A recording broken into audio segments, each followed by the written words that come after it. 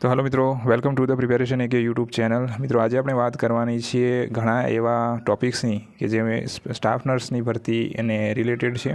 તો તમે staff નર્સની ભરતીના related હોય તો આ વિડીયો અંત સુધીમાં બન્યા રહેજો, આ વિડીયો જોજો અને એને લાઇક કરજો. મિત્રો, આ વિડીયોમાં આપણે વાત કરીશું લાસ્ટ જે 2021-22ની જે ભરતી હતી, જે 700 જગ્યા માટે પડી હતી, એની ભરતી પ્રક્રિયાની સાથે સાથે વાત કરીશું અત્યારે 2024-25ની આ જે ભરતી છે એમાં કેટલું મેરિટ અટકી શકે છે, એટલે કટ ઓફ કેટલું રહેશે, બરાબર. એની ફાઇનલાઇઝ આપણે વાત કરીશું ફાઇનલી. અને કહી શકાય કે આઈ થિંક કેટલા ઉમેદવારોને જે છે આ ભરતીમાં બોલાવવામાં આવશે, કેટલા ઉમેદવારોને બોલાવવામાં આવશે એની પણ આપણે વિગતે વાત કરી લઈશું. વિડીયોમાં અંત સુધી બના રહેજો અને જો વિડીયો ગમે તો અચૂકથી લાઇક કરજો. ચાલો સ્ટાર્ટ કરીએ. તમે જોયું કે આપણે જે એક સેન્ટ્રલાઇઝ કહી શકાય કે સ્ટ્રક્ચર વેમાં રિઝલ્ટની જે PDF જે છે જાહેર કરી, બરાબર. એમાં 190થી લઈને 190+ લઈને 75 સુધી 75+ સુધીના કેન્ડિડેટને આપણે સમાવેશ કરવામાં આવ્યો અને એની PDF આપણે જાહેર કરી, બરાબર. આ જે ભરતી પ્રક્રિયા છે મિત્રો, એમાં ખાસ કરીને યાદ રાખજો કે તમને જે ક્વેશ્ચન ઉઠે છે કે જે ગુજરાતીના પેપરમાં 100માંથી 100 માર્ક્સ કેવી રીતે આવી શકે, વાત તમારી બિલકુલ સાચી છે. એક સ્ટુડન્ટની દ્રષ્ટિએ જોવા જઈએ તો 100માંથી 100 માર્ક એ પણ ભાષામાં આવી શકે નહીં, એમાંથી સવાલ ઉદ્ભવે જ, બરાબર, ઉદ્ભવવા જ જોઈએ. તો ઘણા લોકોને આ પ્રશ્ન ઉદ્ભવે છે અને સાચી વાત છે, પરંતુ આપણે એમાં મિત્રો અત્યારે કંઈ ના કરી શકીએ, બરાબર. કંઈ પણ કરવા માટે મિત્રો એના માટે સંગઠન અથવા તો કહી શકાય કે એકતાની જરૂર છે. તો 100 માર્ક્સ ના આવી શકે એ વાત સાચી છે, બરાબર. 99 હવે લાસ્ટ 2020-21ની આપણે કેમ વાત કરીએ છીએ, તો લાસ્ટ 2020-21નું એક્ઝામ્પલ લઈ લઈએ તો પણ એમાં 100માંથી 100 માર્ક્સ કોઈને પણ આવ્યા નથી, બરાબર. કોઈ પેપરમાં આવ્યા નથી, બરાબર. પેપર 1 હોય કે પેપર 2 હોય, બરાબર, એટલા બધા આવ્યા નથી, એટલા બધા લોકોને આવ્યા નથી, બરાબર. ક્વોન્ટિટીમાં ઓછા છે લોકો, બરાબર. તો મિત્રો આ જે ભરતી પ્રક્રિયા છે, બરાબર, એમાં જ કેમ આવી શકે, બરાબર, એમાં જ કેમ આવ્યા, તો એના માટે મિત્રો આપણે જે છે એ ડીપ થિંકિંગ એનાલાઇસિસની જરૂર છે, બરાબર. કટ ઓફ કેટલું રહી શકે એની વાત કરીએ તો મિત્રો કટ ઓફ જે છે એ અહીંયા જે છે જનરલ કેટેગરી હોય, બરાબર. અહીંયા મિત્રો તમને ખ્યાલ હશે કે 210 જગ્યા છે એ અલગથી દિવ્યાંગોની કાઢી નાખવામાં આવી છે અને એ પ્રમાણે એમાં અહીંયા સમાવેશ કરવામાં આવતો નથી. જનરલની જગ્યા છે એમાં કહી શકાય કે મારા અંદાજે 142થી લઈને 145 સુધીમાં અટકી શકે છે, બરાબર. ત્યારબાદ વાત કરીએ આપણે જે EWS કેટેગરી છે, બરાબર. EWS કેટેગરીમાં કેટલા માર્કથી અટકી શકે છે, તો 128થી લઈને 130 સુધીમાં અટકી શકે છે. મેઇનલી મિત્રો 128.25 જે છે, બરાબર, એ આપણો ફાઇનલ આંકડો છે, બરાબર. EWSમાં 128, બરાબર. તો 128 રહી શકે છે, બરાબર. 128.25 એટલે 128+ અટકી શકે છે, બરાબર. ત્યારબાદ મિત્રો OBC જે કેટેગરી છે, તો OBCમાં કેટલું અટકી શકે એમ છે, તો OBC કેટેગરી છે એમાં 134+ અટકી શકે છે, બરાબર. 134. મેઇનલી મારો ખ્યાલ એવો છે કે મિત્રો 132થી 135, પરંતુ આપણે અહીંયા રિઝલ્ટને જોતાં અહીંયા જે છે મેક્સિમમ આટલો સુધીમાં છેલ્લે અટકી શકે છે એવું કહીએ છીએ, બરાબર. 132થી 134 સુધીમાં અટકી શકે છે, બરાબર. ત્યારબાદ વાત કરીએ આપણે SC અને ST કેટેગરીની, બરાબર. તો એમાં મિત્રો SC કેટેગરીમાં આમ તો 138 સુધીમાં હું ધારું છું, બરાબર, પણ 138થી લઈને 140 સુધીમાં મેઇનલી અટકી શકે છે, બરાબર. સેકન્ડ નંબરે રહેવાની હંમેશા આશા રાખવી, બરાબર.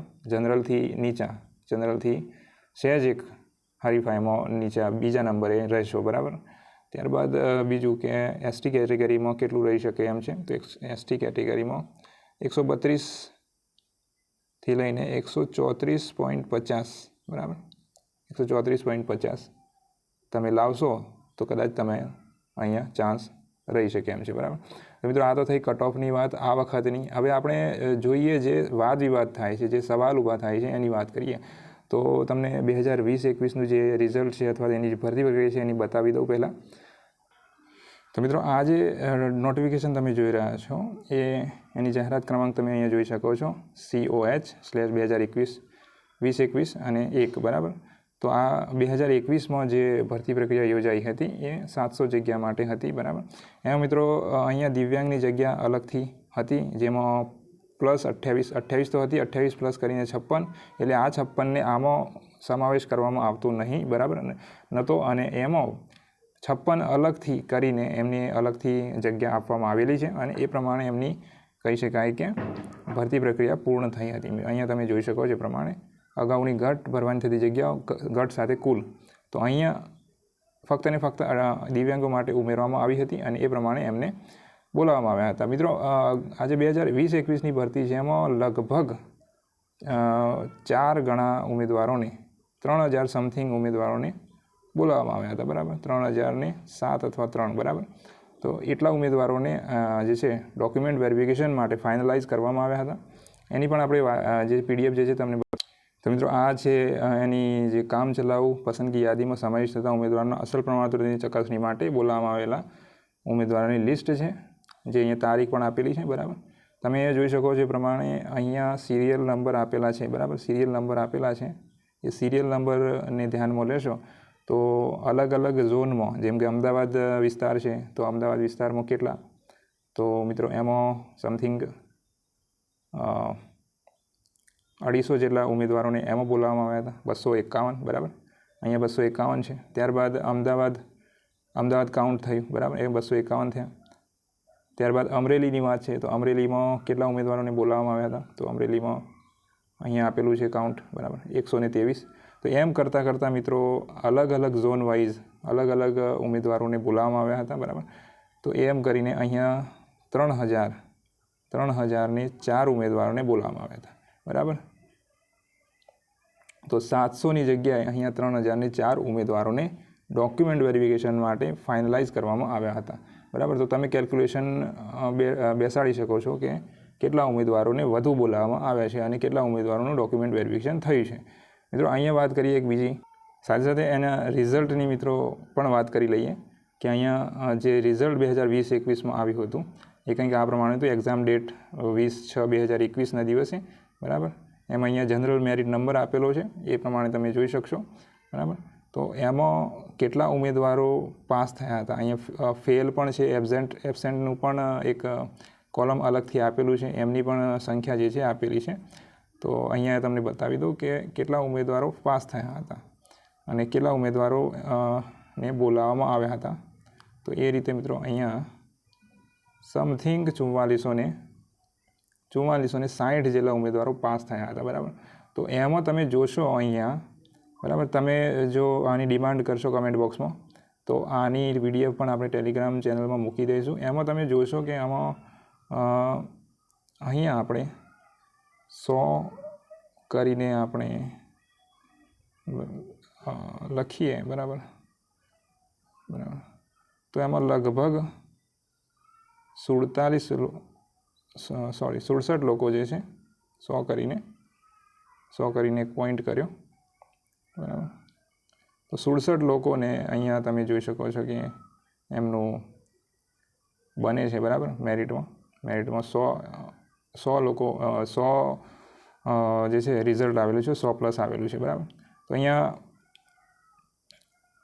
અહીંયા મિત્રો બતાવવાનો ઉદ્દેશ એ છે કે અહીંયા તમે જોઈ શકો છો પ્રમાણે આજે આપણે જે સર્ચ કરી 100, બરાબર, એ 100માં રિઝલ્ટ બતાવે છે, પરંતુ કોઈનો પણ ગુજરાતી ભાષા અથવા વિષયમાં કહી શકાય કે રિઝલ્ટ 100 આવેલું હોય, 100માંથી 100, બરાબર, એવું નથી, બરાબર. તો એ ખાસ મિત્રો ધ્યાન રાખો કે લાસ્ટ રિઝલ્ટમાં પણ 100માંથી 100 ગુજરાતીમાંથી કોઈને હતા નહીં, બરાબર. અને કોઈ પણ વિષયમાં મેડિકલ હોય તો મેડિકલમાં પણ 100માંથી 100 આવ્યા ન હતા. મિત્રો, એક સંશોધનનો વિષય છે અને એ વાત હું સંપૂર્ણ સમર્થન કરું છું કે કોઈ પણ એક્ઝામ હોય એમાં 100માંથી 100% રિઝલ્ટ આવવું એ શંકાસ્પદ વિષય છે, બરાબર. એ સંશોધનનો પણ વિષય છે કે કેવી રીતે 100માંથી 100 રિઝલ્ટ આવી શકે, બરાબર. તો એ મિત્રો ખાસ કરીને આપણે વિચારવું જોઈએ એક વિદ્યાર્થી તરીકે. અને અહીંયા હંમેશાથી વિદ્યાર્થીઓને સમર્થન આપણે કરેલું છે અને કરશું પણ આગળ પણ, બરાબર. પરંતુ આ વસ્તુ ના થવી જોઈએ અને એક મુદ્દો આપણે ઉઠાવવો જોઈએ, બરાબર. અને આ વસ્તુ ફરીવાર ના થાય અને કેવી રીતે બન્યું એનું એક્સપ્લેનેશન આપણે જે તે બોડી જોડે માગવું જોઈએ, બરાબર.